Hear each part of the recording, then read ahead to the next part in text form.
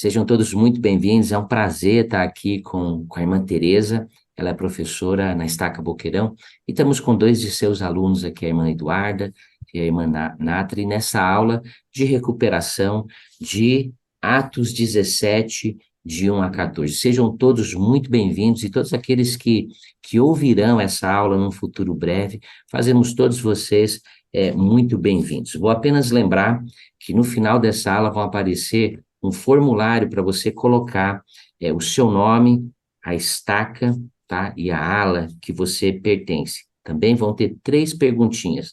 Todas essas perguntas elas vão aparecer em amarelo aqui durante a nossa gravação. Atos 17, ok? E vamos começar com uma primeira perguntinha. A primeira perguntinha e todos vocês podem participar, ok? O que você aprendeu sobre Jesus Cristo e seu Evangelho ao estudar as Escrituras recentemente? Eu aprendi que o nosso Senhor ele é muito bom, que Ele está aqui para nos ajudar sempre que a gente precisar e que independente do que aconteça com a gente, Ele vai nos abençoar Ok, até. por favor, continue. Isso. Então, ele é bom, Não, está sempre atento, ele vai nos abençoar, com certeza. Ele é bom, está sempre atento às nossas dificuldades e ele vai nos ajudar. Nathalie, tem alguma coisa para complementar ou concorda 100% com a Eduarda? Eu concordo com a Duda, mas eu tenho mais umas coisas pra falar. Por favor. Ele é bom, é humilde e ele sempre vai ajudar a gente, né? Como a Duda falou, sempre que a gente precisar. Ele sempre vai estar lá pela gente. Obrigado, obrigado. Ele sempre vai estar lá e ele é super bom. Obrigado por suas respostas. A próxima pergunta, ela pode nos ajudar também, tá? Talvez você até já viu ela na sua aula, né? Se o amigo lhe perguntasse por que você acha importante estudar as escrituras constantemente, né? Como nós responderíamos isso para ele, né? O que nós falaríamos? Talvez você está lá na escola e você está lendo as escrituras, ou você está no seu aplicativo em qualquer outro lugar e alguém lhe perguntasse, olha, sobre que você é membro de uma igreja aí chamada Igreja de Jesus Cristo, dos Santos Últimos Dias, e você tem uma tal de umas escrituras, né? Por que é tão importante, né? Por que vocês gastam tempo nisso? O que vocês responderiam para essa pessoa? Eu acho que é importante estudar as escrituras constantemente pra gente poder ajudar as outras pessoas, né? Tipo, a entenderem mais sobre Cristo. E também porque a gente precisa entender mais sobre ele, né? Porque mesmo estando na igreja, às vezes tem coisas que a gente não entende. E tem respostas que a gente só pode achar lá. Ok, excelente. Ok? Nós precisamos e o mundo precisa. Mais alguma outra ideia? para fortalecer a nossa fé. Excelente. Irmã Tereza, tem alguma coisa que gostaria de ampliar? Sim, eu estava até falando com eles, né, que quando a gente estuda as escrituras, a gente consegue mudar o nosso ambiente, né, consegue mudar onde a gente vive. Às vezes nem todo mundo do nosso lar pode ser membro da igreja, pode ser membro sozinho, né? E quando eu estudo as escrituras, né, eu falei, se vocês entendessem o poder que ela tem de fortalecer nossa fé, de acalmar nossa mente, né, e de tornar o nosso lugar, nós mesmos, mais santos, mais próximos do Salvador, a gente teria essa meta de estar estudando sempre, nem que fosse um pouquinho por dia, mas que a gente pudesse constantemente estar ali, ó, né, grudado, estudando realmente as escrituras, refletindo, né, o que elas nos ensinam, né, e conhecendo mais o Salvador, né? Obrigado. Então, ter a meta é uma coisa importante.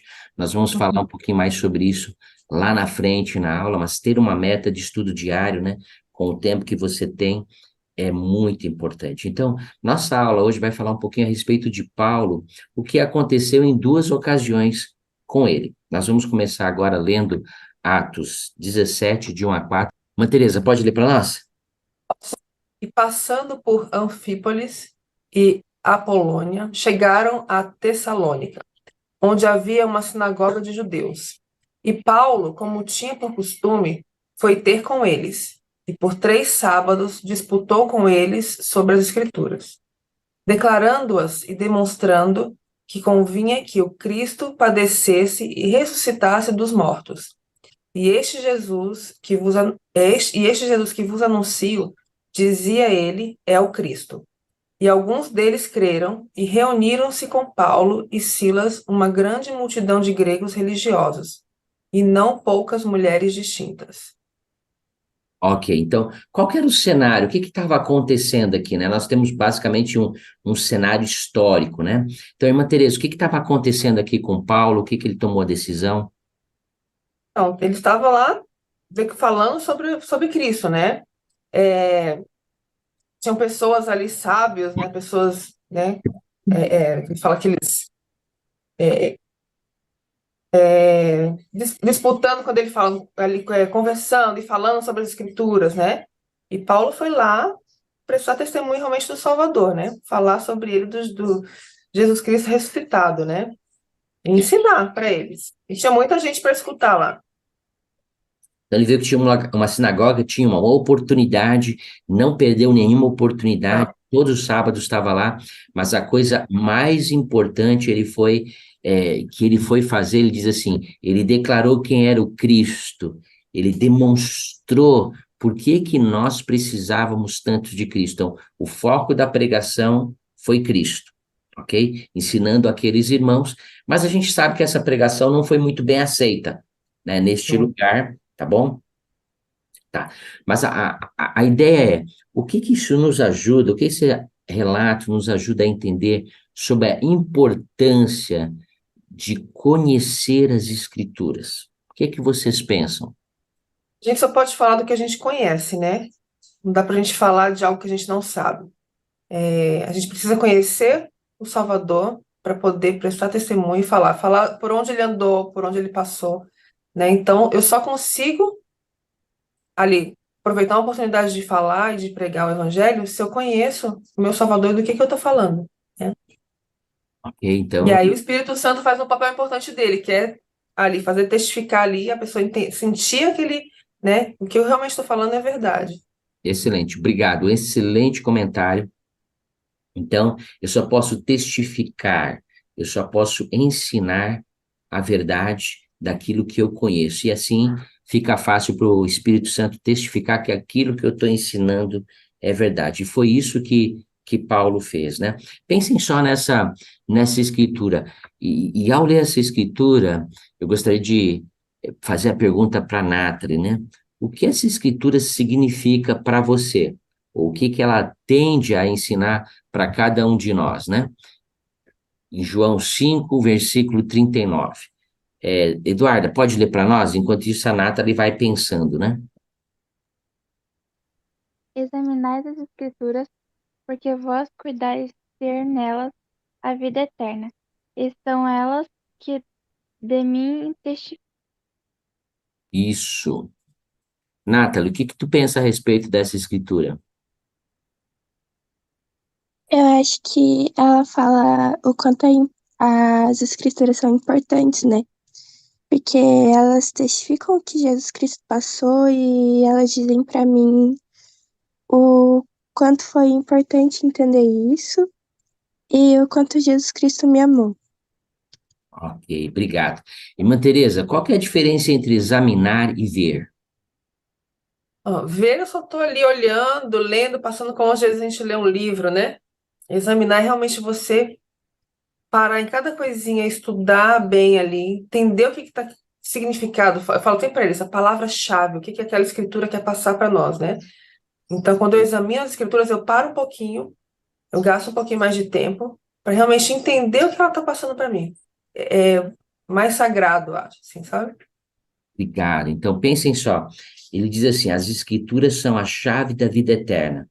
E por isso eu e você precisamos gastar tempo, despender tempo em examiná-las. Além disso, elas testificam do Salvador Jesus Cristo. Qualquer escritura testifica dele. Então, são dois princípios muito importantes que nós aprendemos. Um que a Nathalie falou, né, que elas testificam a respeito de Cristo, mas a coisa talvez muito importante também, tão importante quanto testificar de Cristo, é porque elas nos ensinam passo a passo como nós podemos ter a vida eterna. Por isso que elas são tão importantes. Por isso Paulo foi lá testificar. Por isso toda a Escritura testifica e ensina. Olhem só essa declaração do elder D. Todd Christofferson, né? Irmã Teresa, pode ler para nós? Hã? No final, o propósito central de toda a Escritura é encher nossa alma de fé em Deus, o Pai, e em seu Filho Jesus Cristo. Fé que eles existem. Fé no plano do Pai para a nossa imortalidade e vida eterna. Fé na expiação e ressurreição de Jesus Cristo, que vivifica esse plano de felicidade. Fé para fazer do Evangelho de Jesus Cristo nosso meio de vida e fé para conhecer o único Deus verdadeiro, Jesus Cristo, a quem ele enviou. Então, a declaração do elder Christofferson é bem clara, né? O propósito central de toda a Escritura e aí ele começa a descrever qual que é o propósito central. Então, o que eu gostaria que vocês pudessem buscar aí quais são algumas bênçãos que essa declaração, né, do elder de Todd Christofferson ensina a respeito do propósito central de cada Escritura. Então, eu vou falar a primeira, e aí eu gostaria que vocês procurassem a restante, encher a minha alma de fé. Não somente de fé, mas de fé em Deus e em fé em seu Filho Jesus Cristo. Quais são as outras bênçãos que ele destaca, que ele fala aqui a respeito do propósito das Escrituras? A vida eterna. Ok? Então, propósito é para que você tenha a vida eterna. Estude e tem vida eterna. O que mais? A fé que eles existem. Ok? A fé que Deus, o Pai e seu Filho existam. Quando nós estudamos as Escrituras, nós podemos ter um sentimento, impressões de que ele realmente vive, de que realmente ele existe. Que outras bênçãos? Consegue ver alguma bênção, Eduarda? Ter mais amor pelo próximo, por Jesus Cristo e amor próprio. Ok. Tá? Então, ter fé em Deus, ter fé em Cristo e amor próprio. Essas são algumas das bênçãos mencionadas nesse versículo. A próxima pergunta ela vai ser destacada em amarelo. Vou direto para de amarelo. Então, lembra, se você que está ouvindo nós, você tem que responder essa pergunta. Quais alguns versículos, tá, das Escrituras, alguma escritura que você tem em mente, aumenta a sua fé em Jesus Cristo? Não sei se você tem alguma escritura predileta, algo assim, é nesse sentido. Qual da escritura que você se lembra que aumenta a sua fé em Cristo? Eu peguei uma escritura que eu gosto bem aqui, que fala em 2 Nef 32:3. Ele diz assim, ó, os anjos falam pelo poder do Espírito Santo. Falam, portanto, as palavras de Cristo. Por isso eu vos disse, banqueteai-vos com as palavras de Cristo, pois eis que as palavras de Cristo vos dirão todas as coisas que deveis fazer. Então, às vezes, a gente está em dúvida com muita coisa, a gente está preocupado com muita coisa, e quando a gente está estudando as Escrituras constantemente, muitas respostas vêm através dessas Escrituras que a gente lê, né? Então, o Senhor, ele realmente nos guia através das Escrituras. Se a gente realmente procurar orar e pedir o auxílio dele, é um ótimo recurso para nos ajudar, né? Se a gente está em dúvida, meio perdido. Obrigado, irmã Teresa. Então, para mim, as escrituras são... Eu não tenho uma escritura predileta, né? Porque elas são todas tão boas, né? Mas me veio uma na cabeça e eu vou citar essa escritura, e ela, ao longo dos anos, ela tem me ajudado muito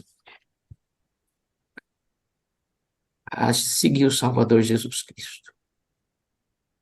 Mateus 11, versículo 28, ele diz, vinde a mim, vós que estáis cansados, vós que estáis oprimidos, e eu vos aliviarei.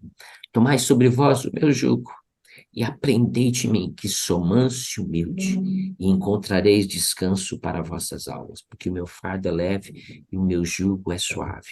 Então, ela ensina como é o fardo do Salvador, como é o jugo do Salvador, e ela nos convida constantemente a ir a Ele. Eu não sei aqui quem não está cansado, né? Eu estou cansado. Estou cansado dessa imoralidade que só passa na vida, estou cansado de tanta coisa. Para mim, se Cristo viesse ontem, seria tão bom, né? Seria tão bom. Mas todos nós podemos aproveitar tanto dessa escritura.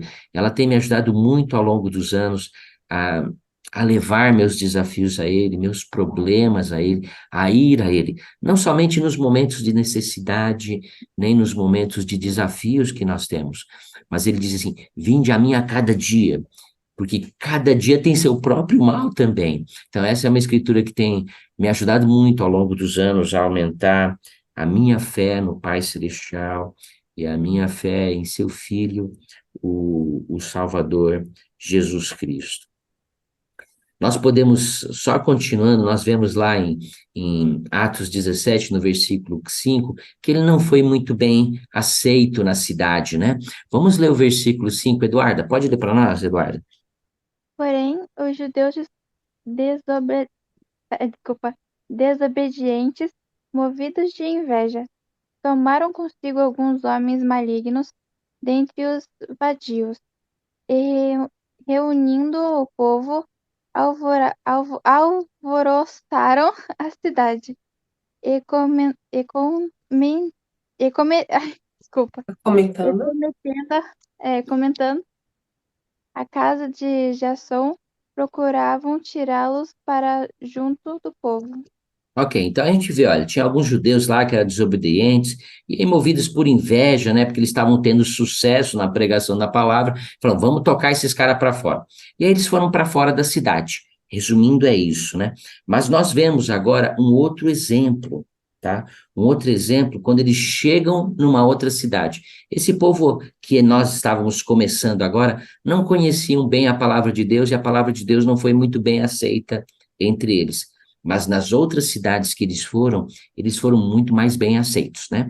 Vamos ver então o versículo 10 a 12. Pode ler para nós, Nathalie? Consegue ler daí? Yes. E logo os irmãos enviaram de noite Paulo e Silas a Bereia, os quais, chegando lá, foram à sinagoga dos judeus. E estes foram mais nobres do que os que estavam em Tessalônica, porque de bom grado receberam a palavra, examinando cada dia nas Escrituras se estas coisas eram assim. De sorte que creram muito neles, e mulheres gregas da classe nobre, e não poucos homens. Ok? Então, eles tiveram mais sucesso aqui, Nathalie, de acordo com esses versículos? Sim, eles, ali no 11, fala que eles foram mais nobres do que os que estavam na outra cidade, e porque de bom grado receberam a palavra, examinando cada dia nas escrituras. Ok, então eles não examinavam somente uma vez por mês, na data de seu aniversário, né, como um presente, eles examinavam a cada dia, e ele diz que eles comparavam as coisas que Paulo ensinava e que Silas ensinava com as escrituras. Eles tiveram êxito por causa disso, né?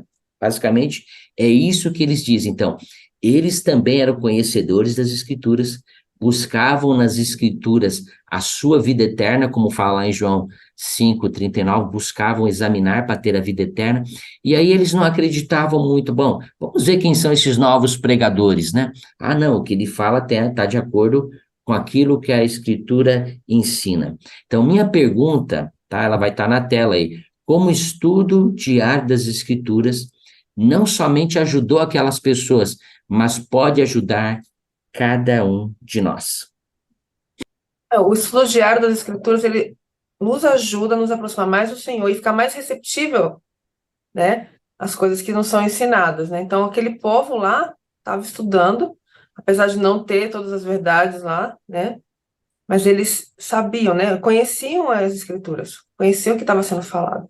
Então, quando a gente conhece, até a gente fala, é difícil a gente ser enganado, né? Ninguém pode vir com palavras falsas lá, porque onde está escrito isso?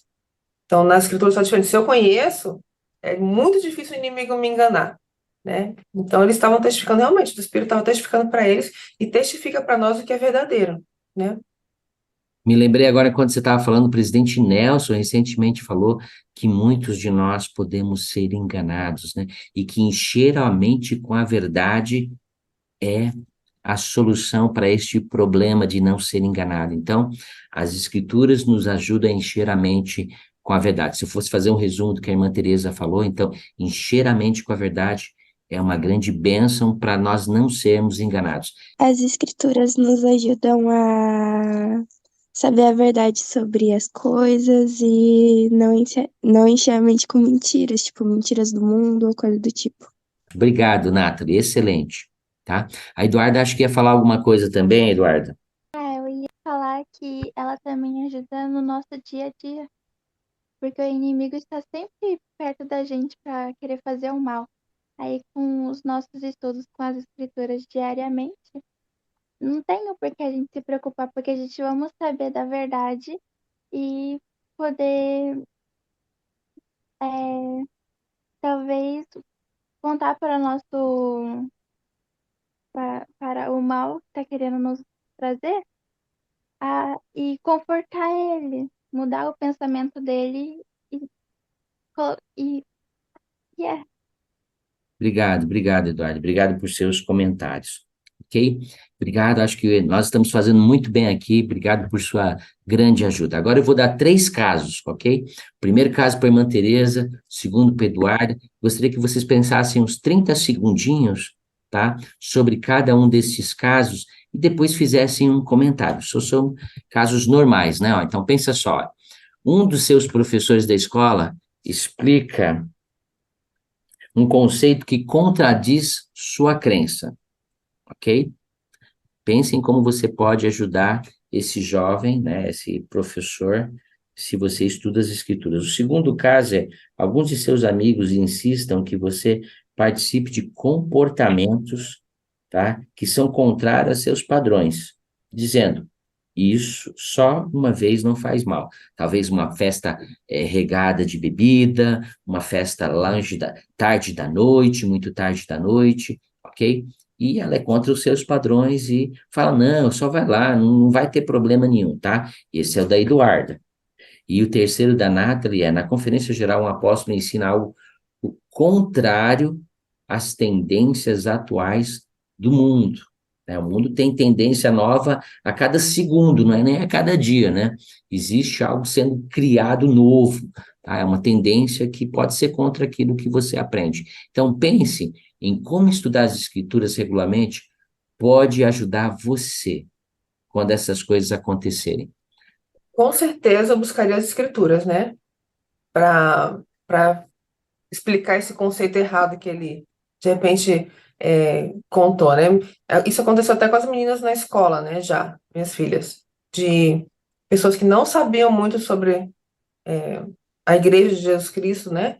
E falaram coisas absurdas. E aí, nesse momento, ela pode, né, falar, olha, isso está contrário ao que é ensinado para nós, isso não procede, né? E mostrou mesmo, realmente explicou, ó, aqui nessa escritura, a história da igreja, né? Então, a gente tem que buscar fontes divinamente atribuídas para poder falar, rebater alguma coisa, sem discutir, nada disso, né?